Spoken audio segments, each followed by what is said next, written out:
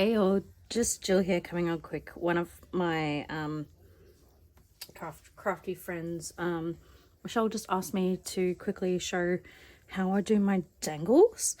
Now I use the one-step looper. Just makes it so much easier rather than having to use my needle nose pliers to do my loops. I can do both, but I prefer doing this if I'm doing a lot.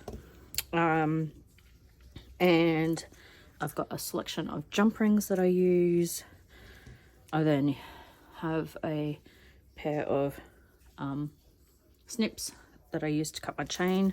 So I'll just do a small one, just to show you. So just cut one of those off, and then I use beads and sequins, and sometimes I use these like floral end caps as well, to stick below my pieces. So I'll show you a couple of designs. I'm using some I don't know if you guys could see, I'm just using a gold end pin. So I always start off by putting some sort of bead, sorry, that's my son, some sort of bead on the end to stop it from coming off at the end.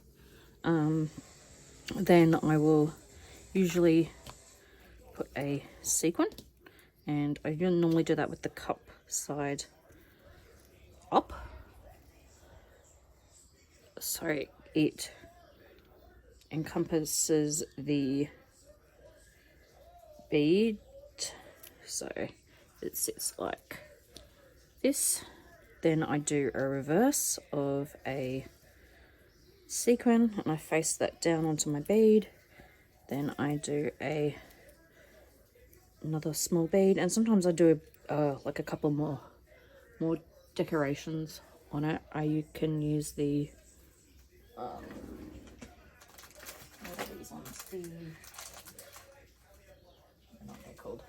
The heishi beads. Sometimes I use some of those as well. Just depends on what I'm gonna do. Then I grab my looper, and there's a hole over this side, so it goes, I don't know if you guys can see this, but it goes over through the middle here, through a hole, push it right up against your bead and push together, hold. I then remove the extra piece. You can use this if it's long enough to do littler bead work. Then sometimes if the end isn't tight enough, then I just grab my loopers and just tighten it slightly by putting one piece in the hole and just crimping it tighter. And there's my dangle, and then I just get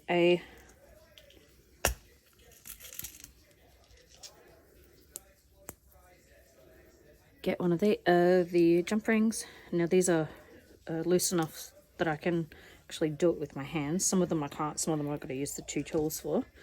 And usually if I do use the tools, I grip one side with my normal pliers, and then I grip the other side with my needle nose, and I just twist it back on itself like that. But I'll put it on my chain just so you can see.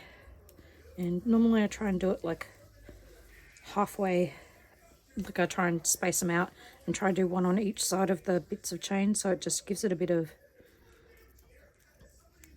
dimension. And there we go, that's how I do most of my dangles. You can make like heaps in a very, very short time. So that's how I do all my dangles, and I'm able to pack them all in tightly just by doing that process. So I hope that helps anyone who was wondering how to do them, and I'll catch you on the next one. Bye.